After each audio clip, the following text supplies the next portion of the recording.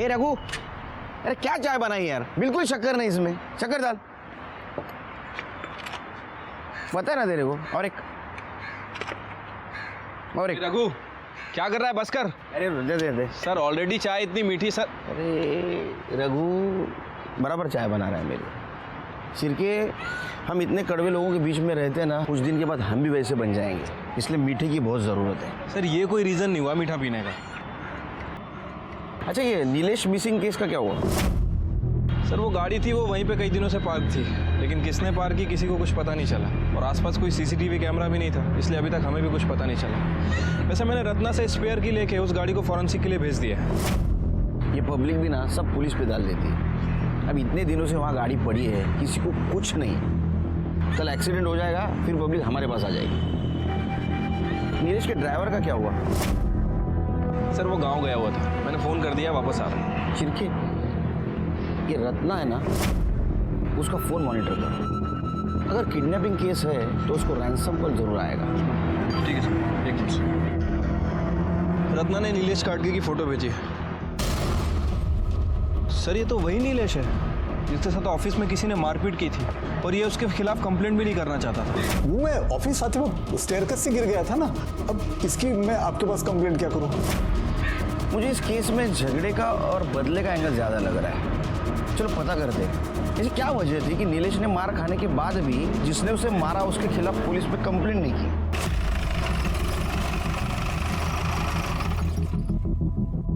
तुम्हारे साहब के साथ उस दिन इतनी मारापीटी हुई, फिर भी उन्होंने पुलिस में कंप्लेंट नहीं की, क्यों? साहब, ऐसा कौन सा बाप है जो अपने बेटे को जेल भेजेगा? वो तो हमसे गलती हो गई साहब कि बिना सोचे समझे आपको फ़ोन कर दिया, जिसके लिए साहब ने हमको बहुत डांटा भी था। अपने बेटे को जेल भेजना मतलब? साहब, उस दिन मारापीटी हुआ था ना, वो कोई और नहीं, साहब का बेटा रोहनी था।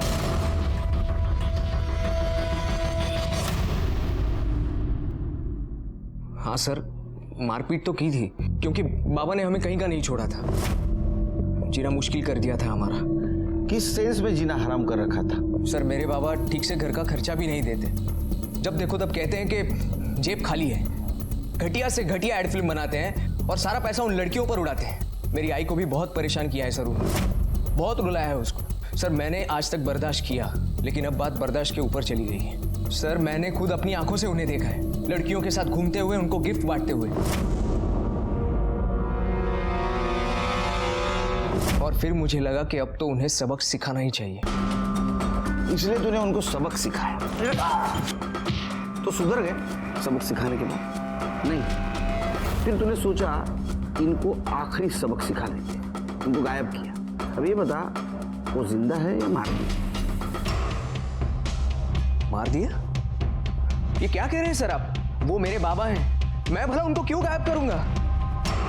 और सर, मैं उनको क्यों मारूंगा? तेरे सफ़ेद झूठ बोल रहा है, मैंने खुद देखा है किस तरह से नीलेश जी को तूने घाव दिए। यहाँ पे सब ठीक है। यहाँ पे एक बात बता, तू सगा बेटा है या सौतेला?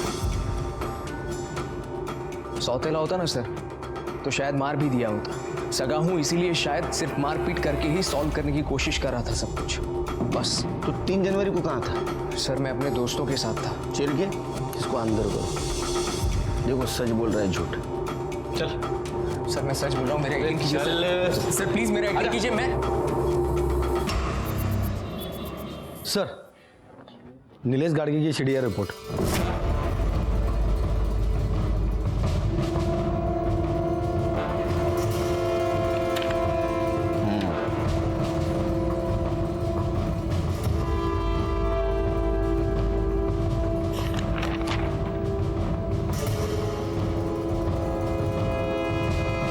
चिरकी, ये वो 3 नंबर है जिसमें 3 हफ्तों से लगातार नीलेश टच में था। पता करो किसके नंबर है, और ये भी पता करो जिस दिन नीलेश गायब हुआ उस दिन उसने किसके साथ बात की थी, और उसका मोबाइल लोकेशन भी निकलवा। ठीक है सर।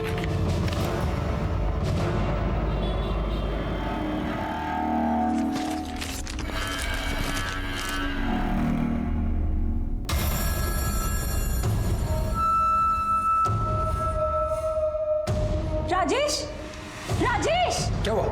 जल्दी आओ, ये देखो, ये पढ़ो इसे।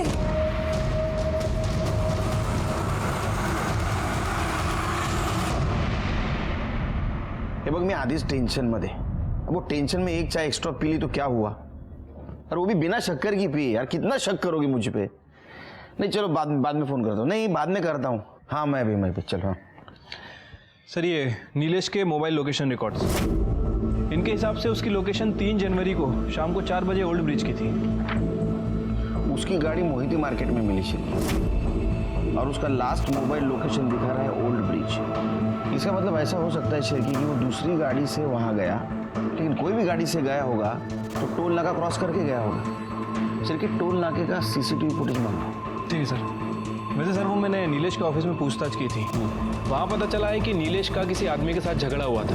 उसने नीलेश को काफ़ी धमकाया भी था, और नीलेश के ड्राइवर सैजू ने नीलेश को बचाया था. सर जिसने धमकी दी थी उसका नाम है धीरज साटम, पेशे से ऑर्गेनाइजर है, इवेंट ऑर्गेनाइजर. पुलिस स्टेशन बोला. ठीक है सर नीलेश गाड़ी का ड्राइवर सही जो आया है. इंस्पेक्टर साहब, मैं अपने सांप को गायब नहीं किया. अगर करता तो आपके बुलाने पे खुद यहाँ चल के नहीं आता. तू नहीं आता तो तेरे को लेके आते, समझे. 3 जनवरी को तू नीलेश के साथ था. हाँ साहब, सुबह 11 बजे उनको लेके ऑफिस में गया. फिर वहाँ से 1 बजे एक मीटिंग के लिए गए. वहाँ से वापस आते वक्त 2 बजे साहब को किसी का फ़ोन आया, तो उनको उन्होंने वहीं पे बुला लिया मीटिंग को. किसका फोन था? मालूम नहीं साहब, लेकिन साहब मेरे को बोले कि वो मोहिते लेन में मार्केट के पास गाड़ी पार्क कर दूँ और चाबी उनको आके दे दूँ, और फिर मैं गाँव चला जाऊँ. वो गाँव जाने का छुट्टी बोला था उनको. उसके बाद में नीलेश से मिला तू? हाँ मतलब मिला नहीं, देखा था साहब मैंने उनको. वो मैं आगे रिक्शा के लिए रुका था तो साहब मुस्कुराते हुए किसी की गाड़ी में बैठे और आगे निकल गए. उन्हें देखोगे तो पहचानोगे? पक्का नहीं बोल सकता साहब. एक कांच पे वो सनशेड लगाया था, सिर्फ साहब को देखा, बाकी लोग को चल निकल चल. लेकिन साहब शांत स्वभाव के आदमी है, वो फिर भी उससे प्यार से ही बात कर रहे थे. धीरज के अलावा और किसी के साथ झगड़ा था? झगड़ा तो नहीं साहब, लेकिन इसके साथ मतलब उनका मचमच चल रहा था. किसके साथ? वो इच्छा पूर्णिमा के साथ. क्या झगड़ा था?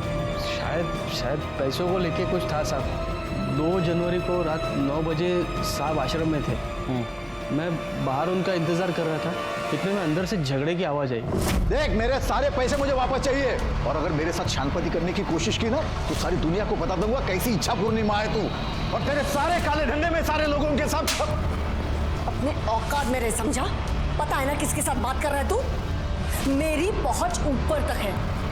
सिर्फ 2 मिनट लगेंगे तुझे खत्म करने के लिए. सुन, इसे यहाँ से बाहर फेंक दे, और दोबारा आश्रम के आसपास भी दिखा ना तो हाथ पैर तोड़ देना इसके. ले जाओ इसे. ये ठीक नहीं किया तूने. मैं देख लूंगा, मैं सबको देख लूंगा. ठीक है, तुम जा सकते हो. जब तक केस चल रहा है शहर से बाहर नहीं जाने का. हाँ साहब. शिरके, ये नीलेश की गाड़ी हमें मोहिते मार्केट में मिली. उसके मोबाइल का लास्ट लोकेशन ओल्ड ब्रिज था, और ये सैजू के कहने के मुताबिक वाइट कलर की है साहब. एक काम करो, मोहिते मार्केट से लेके ओल्ड ब्रिज तक का सारा सीसीटीवी फुटेज निकालो. देखो उसमें गाड़ी मिलती है क्या. ठीक है सर. उससे पहले मेरी एक इच्छा हो रही है, इच्छा पूर्णिमा से मिलने की.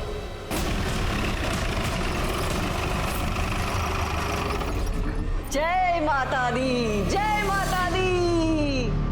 माता अपने बालक की हर इच्छा पूरी करती है. बोलो बालक, क्या इच्छा है तुम्हारी? वो तो हम भी पूरी करते हैं, जब कोई हमारे सादे सवालों का जवाब सीधे सीधे नहीं देता. अच्छी बात है, पर आपकी ये इच्छा हम यहाँ पूरी नहीं कर पाएंगे. नीलेश घाटगे से अपने पैसे लिए थे?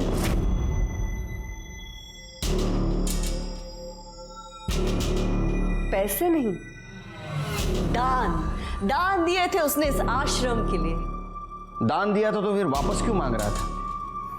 ये हम नहीं जानते, लेकिन एक बात हम जानते हैं. जब उसने हमसे अभद्र भाषा में बात की थी, तब हमने उसे उठवाकर बाहर फेंकवा दिया था.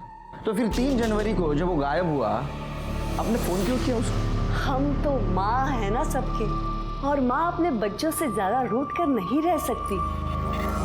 माँ का दिल तो मोम का होता है, इसीलिए हमने सोचा हमारा बालक कहीं कष्ट में तो नहीं है, शायद उसे दान के पैसे की जरूरत होगी, इसीलिए हमने सोचा हम दे देते हैं उसे दान। हमने तो उसे फोन भी किया, लेकिन हमारा फोन उठाने से पहले उसने काट दिया। क्या ऐसा तो नहीं माँ ने अपने बालक को अपने पल्लू में छिपा के रखा है? चिरके आश्रमाची जड़ती क्या? आपके पास सर्च वारंट है? तो आप अध्यात्म के साथ साथ कानून की भी जानकारी रखती है। सिर्फ जानकारी नहीं, पहुंच भी रखती हूँ, और माँ के दिल को बहुत ठेस पहुंचेगी अगर उसके कारण तुम्हारी नौकरी चली गई तो बालक, ज्यादा उद्यम मत मचाओ, थोड़ा संभल जाओ। नौकरी मेरी मजबूरी नहीं, मेरा फर्ज है।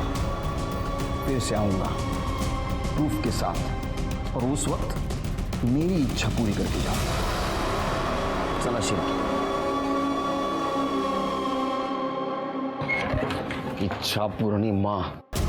शिव, जितने जल्दी हो सके उतने जल्दी आश्रम का सर्च वारंट निकलवा।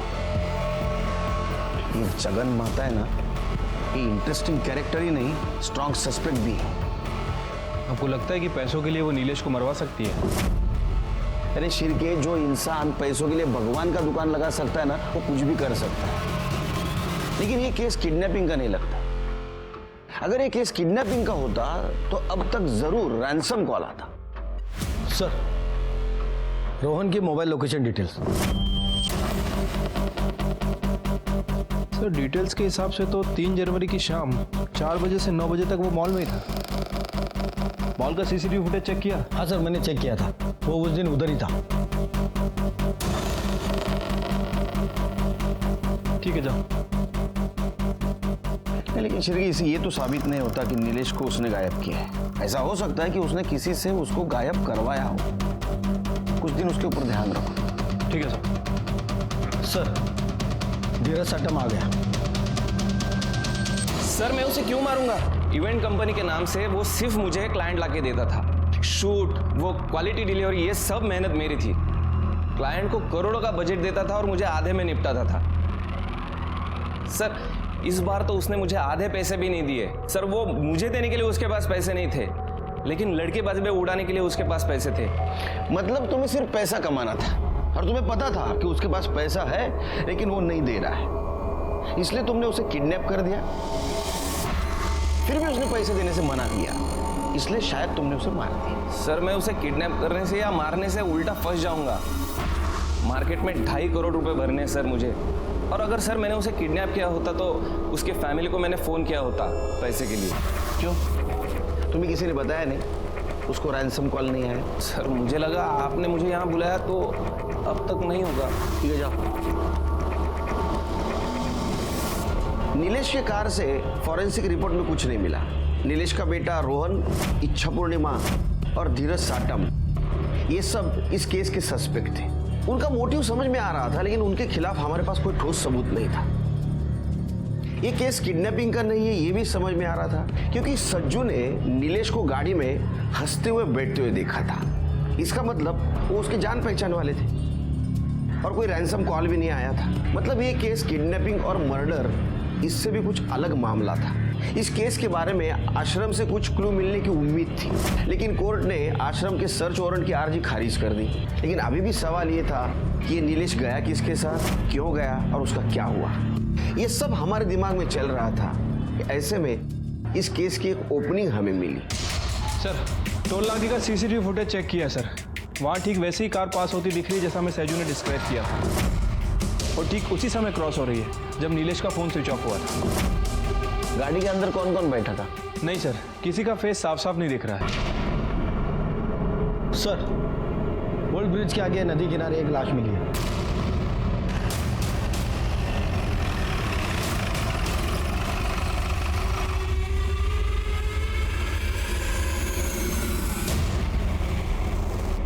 बॉडी कई दिनों से पानी में थी सर, इसीलिए पूरी तरह से डिकम्पोज्ड हो चुकी है, और मछलियों ने काफ़ी ज़्यादा हिस्सा खा भी लिया है। यहाँ के लोकल मछुआरों ने हमें फ़ोन किया और उन्होंने बाहर निकाला। हमारी पैरामेडिक्स टीम के मुताबिक जिस टाइप का ये बॉडी है, उस हिसाब से ये नीलेश की बॉडी हो सकती है। अच्छा, तो एक काम करो, उसके फैमिली को बुलाओ आइडेंटिफिकेशन के लिए, और बॉडी को पोस्टमार्टम के लिए भेज दो। ठीक है साहब।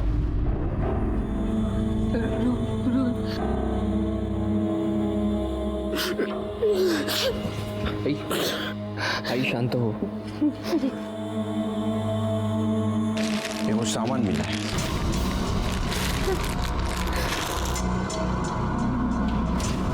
सर ये तो वही बेल्ट है जो मैंने बाबा को उनके जन्मदिन पर गिफ्ट किया।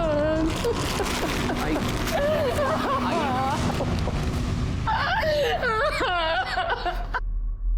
शिर्के, ये बेल्ट और चेन की पहचान से ये नहीं साबित होता कि ये बॉडी नीलेश की है। ये बॉडी का और रोहन का डीएनए मैच करा। ठीक है सर।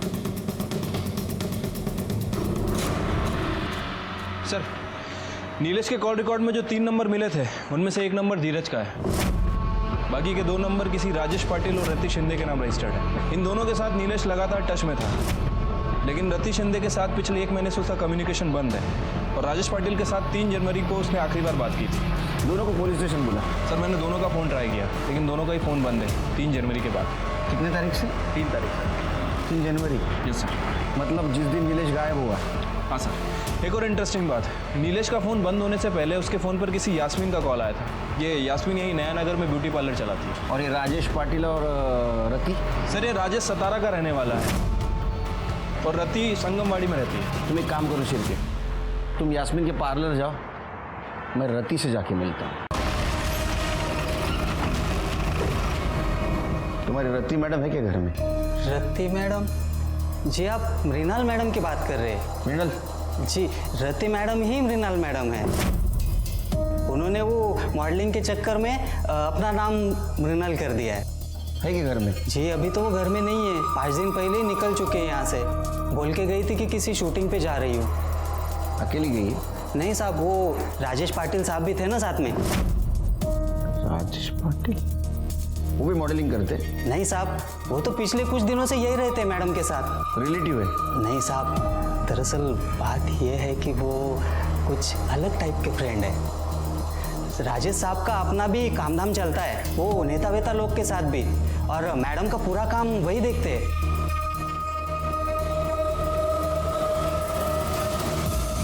इसको जानते हो? जी ये तो नीलेश साहब है। नवंबर महीने में तो ये बहुत आना जाना करते थे मैडम के पास, पर पता नहीं क्या हुआ, दिसंबर में आना ही बंद कर दिया उन्होंने।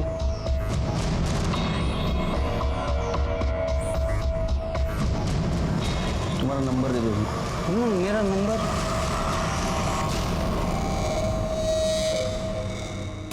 हाँ, मैं नीलेश जी को जानती हूँ।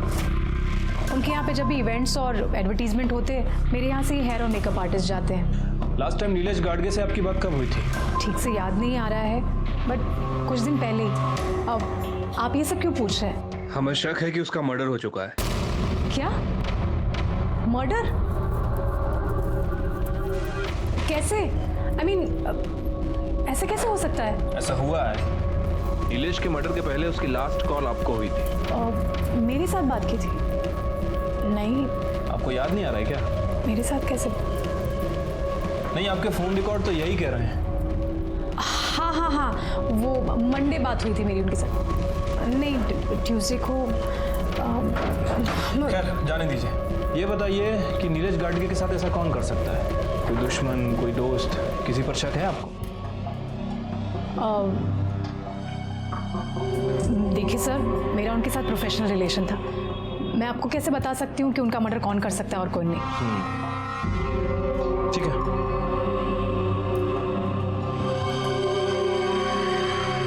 अच्छा, यास्मीन ने कुछ बताया? हाँ सर, ये यास्मीन कह रही है कि इसके साथ नीलेश का प्रोफेशनल रिलेशन था। वैसे काफ़ी ओवर एक्टिंग कर रही है सर ये। अच्छा, ध्यान रखो उस पर। ठीक है सर। रोहन के डीएनए टेस्ट से पता चला कि वो बॉडी नीलेश की ही थी, और पीएम रिपोर्ट से ये पता चला कि नीलेश का मर्डर गला दबाने से हुआ है, और वो भी 3 जनवरी को शाम 4 से 6 बजे के बीच में। यानी ऐसा हो सकता है कि उसको ओल्ड ब्रिज पे मारा गया, बाद में पानी में फेंका और बॉडी बहते बहते दूर चली गई। लेकिन सवाल ये अभी भी था कि क्यों और किस लिए। ऐसे में हमें और एक इन्फॉर्मेशन मिली कि राजेश के क्रेडिट कार्ड से गोवा के लिए 2 फ्लाइट की टिकट बुक की गई है, राजेश पाटिल और रति शिंदे के नाम से। हमने तुरंत गोवा पुलिस को इन्फॉर्म कर दिया और उन्हें कहा कि जैसे ये दिखाई दे हमें इन्फॉर्म कर। अरे यार मुझे किसी को अर्जेंट कॉल करना है। इतने दिनों से यहाँ गोवा में ही पड़े हुए। दो मुझे ऑन करने दो। मैडम आपका ये अर्जेंट कॉल हमें फंसा देगा। मैं आपके हाथ जोड़ता हूँ, 2-4 दिन शांत रहिए। मैडम आपके लिए मैं कितना कुछ कर रहा हूँ और आप ब्लडी हेल। सर, ये राजेश पाटिल का कॉल रिकॉर्ड्स है। इनके हिसाब से उसने आखिरी बार बात किसी चंदू मोरे से की थी। ये चंदू मोरे एक्स मिलिट्री मैन है सर, और 3 जनवरी को इन दोनों के बीच 1-2 नहीं बल्कि 15 से 20 कॉल एक्सचेंज हुई थी। फिर ये लगता है केस सॉल्व हो रहा है। ये काम करो, ये चंदू कहाँ मिलेगा देखो। पेपर का पेमेंट लेने आया हूँ। कितना हुआ? अरे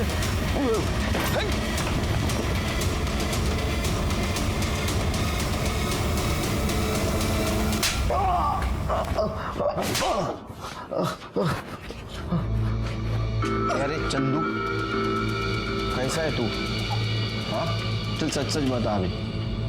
ये हमारा शिरके है ना, बहुत मारता है। बता। साहब मी तुम्हाला आधीच सांगितलंय साहेब, मैंने कुछ नहीं किया। और 3 जनवरी को मैं पुणे में भी नहीं था।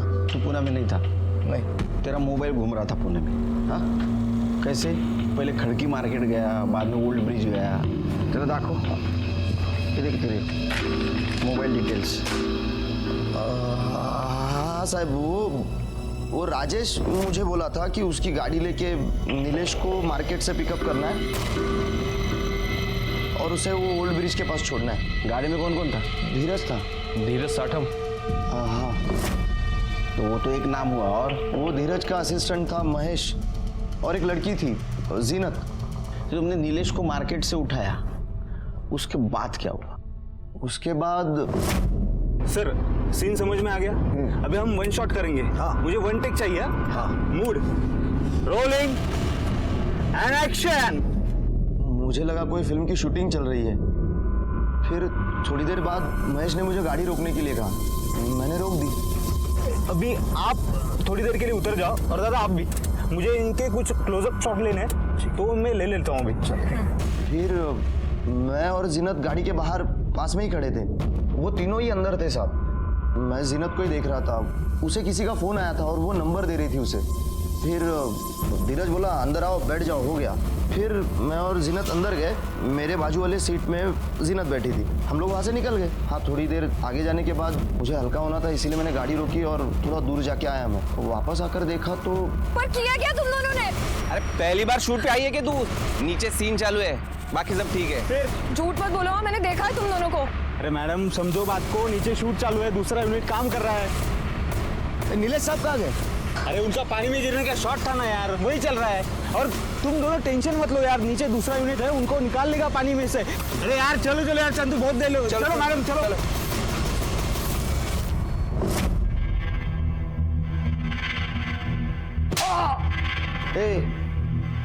वो धीरज की और नीलेश की दुश्मनी थी। अगर धीरज गाड़ी में रहता तो नीलेश कैसा बैठता? हाँ साहब, मैंने इतना दिमाग नहीं लगाया। अब मुझे राजेश ने जितना बोला उतना मैंने किया। उसने जिसको जहाँ छोड़ने बोला था वहाँ छोड़ा मैंने। फिर मुझे न्यूज़ पे पता चला नीलेश की बॉडी मिली थी नदी के पास। फिर मैं डर गया कि कहीं मैं फंस ना जाऊँ। मैं भी तो था ना गाड़ी में, इसीलिए मैं शिल्पा को लेके चिपके बैठा था। महेश के डिटेल्स दे। जी मेरे पास उनके बारे में कोई जानकारी नहीं है। हम तभी मिले थे ना कुछ देर के लिए। फिर उनको रोड पे छोड़ा और उसके बाद हम चले गए। चल जीनत का मोबाइल नंबर। जीनत का नंबर नहीं, मुझे याद नहीं आ रहा।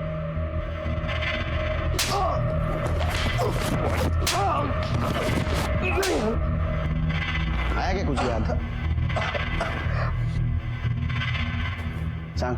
सर नीलेश सर के साथ उस दिन मैं भी थी गाड़ी में। मुझे कहा गया था कि ऑडिशन चल रहे हैं यहाँ पे। तुम्हारे और नीलेश के अलावा गाड़ी में और कोई नहीं था? सर 2 लोग और थे। एक चंदू नाम का ड्राइवर था और उसी की साथ वाली सीट पे एक महेश नाम का लड़का था जो डायरेक्ट भी कर रहा था और शूट भी। आर यू श्योर कि गाड़ी में सिर्फ 4 ही लोग थे? Yes sir. सर एक्चुअली एक आदमी और आया था जब गाड़ी ओल्ड ब्रिज के पास रुकी थी। मुझे कहा था कि सर का क्लोजअप लेना है, इसलिए तुम्हें गाड़ी से उतरना पड़ेगा। और फिर मैं गाड़ी से बाहर आ गई। एक्चुअली नीलेश का क्लोजअप लेने के बाद मुझे गाड़ी में आगे वाली सीट पे बिठा दिया गया था और मैंने अपना हेडफोन लगाया था। फिर थोड़ी देर के बाद जब मैंने पीछे देखा तो महेश ने मुझे कहा कि नीलेश जी सो रहे हैं। तो फिर मैंने अपना गाना सुनना फिर से शुरू कर दिया और थोड़ी देर के बाद गाड़ी फिर से रुकी। सर मुझे लगा कि ड्राइवर और बाकी लोग ऐसे ही रेस्ट करने के लिए निकले हैं, बट जब मैंने पीछे देखा तो ये क्या कर रहे हो तुम लोग? अरे कुछ नहीं, रिलैक्स रिलैक्स रिलैक्स, कुछ नहीं हो रहा है। नीचे सीन चालू है, बाकी कुछ नहीं। अरे रिलैक्स, कुछ नहीं है। शूटिंग है, शूटिंग है। झूठ मत बोलो। दूसरा यूनिट है वहाँ पे, वो उठाएंगे उसको। अरे मैडम आप इतना परेशान क्यों हो रही हो? आप चलो। सर जब हम पुणे पहुंचे तो मुझे उन्होंने 1 लाख का कैश दिया और कहा कि नीलेश जी ने एडवांस दिया है और बाकी पैसे कॉन्ट्रैक्ट साइन करने के बाद मिलेंगे। सर कुछ दिनों के बाद जब मैंने न्यूज़ में देखा तो मुझे पता चला कि नीलेश जी का मर्डर हो चुका है और उनकी डेड बॉडी पास वाले ओल्ड ब्रिज के नदी से मिली है। ये काम तुम्हें किसने दिलवाया था? क्या नीलेश ने डायरेक्ट बुलवाया था? सर नीलेश जी को तो मैं जानती भी नहीं थी, मैं तो यास्मीन जी के थ्रू गई थी। यास्मीन, जो वो नया नगर में पार्लर चलाती है वो? सर मैं लड़कियां सप्लाई करती हूँ, अपने पार्लर को ऑफिस की तरह यूज़ करती। नीलेश और राजेश के यहाँ नई लड़कियां भेजती थी। सर मुझे बिल्कुल भी आइडिया नहीं था कि वो लोग नीलेश का मर्डर करने वाले हैं। रति, मतलब मृणाल शिंदे को जानती हैं? यस सर, वो भी मॉडलिंग के नाम पर एस्कॉर्ट का धंधा करती है। ठीक है, क्यों जाने। चलो सर, ये चंदू के कॉल रिकॉर्ड्स। सर नीलेश के गायब होने के बाद चंदू 1 नंबर पे बात कर रहा था। जब उस नंबर के बारे में डिटेल्स निकाली तो पता चला वो नंबर गोवा में है। लेकिन सर हैरानी की बात यह है कि वो नंबर मृणाल के नौकर का था और नौकर इस वक्त पुणे में है। चंदू एक ही नंबर से बात कर रहा था। तो एक काम करो, वो नंबर ट्रैक करो, देखो कि इसके पास है, उसको उठा के लाओ। जिसके बारे में मैं सोच रहा हूँ उसके पास ही ये नंबर हो सकता है। सर राजेश ने मुझे बताया था कि नीलेश को ब्लैकमेल करने के लिए ऑडिशन के बहाने एक वो वीडियो बना रहा है। मैंने सोचा उसी बहाने मैं अपने पैसे निकाल लूँ।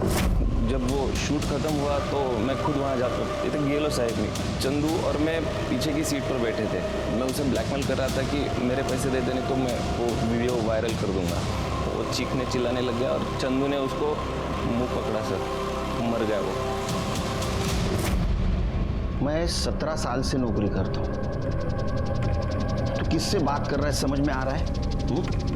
मुंह बंद करने से किसी की मौत नहीं होती, दम घुटने से होती है। इसका मतलब नीलेश मरा नहीं, मारा गया। और ऐसा कैसे रे? तू सही जगह सही टाइम पे पहुंचा। तू क्या अंतर्यामी है? धीरज बाबा? हाँ सर,